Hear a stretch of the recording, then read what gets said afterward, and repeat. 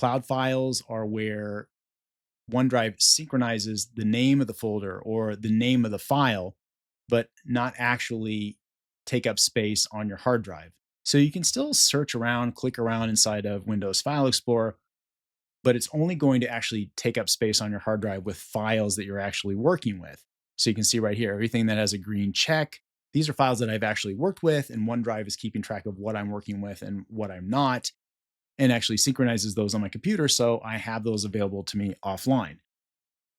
Files that are just cloud icons, those are only available to me online. Now, you can also change that if you want. If you want to go to a folder and you want to right click on this and you say, always keep on this device, it'll always maintain that folder or files or individual files synchronized on your computer.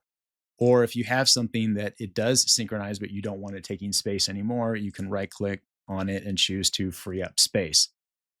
So you can control that sync capability manually. But for IT managers, the big thing there is if I have some huge folder, I'm not necessarily going to have people synchronizing all the files locally onto their computer. That's usually a major concern for IT managers.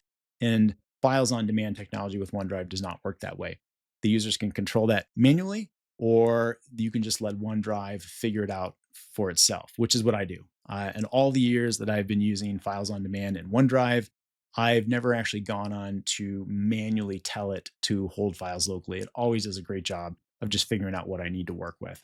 Now, a really nice feature of having your files inside Microsoft 365 is document versioning. So a user on their own, without calling IT, can just go to a file, right click on it, go OneDrive, version history, and they can pull up the versions of this file that are available and they can choose to restore. Or they can view the file directly, the previous version of it, and choose to save it as a file somewhere else without restoring over the existing file.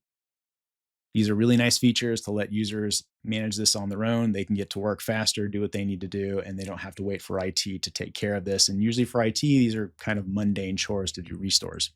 And it's also important to note that when we're connected like this with shared department files, we now have a recycle bin. So if somebody with a linked folder or a mapped drive to Microsoft 365 were to delete a file in here, these will show up in the user's recycle bin. So if I go down here, there are files here that I have deleted that are shared files inside Microsoft 365, but I can find them in here and I can restore them in here.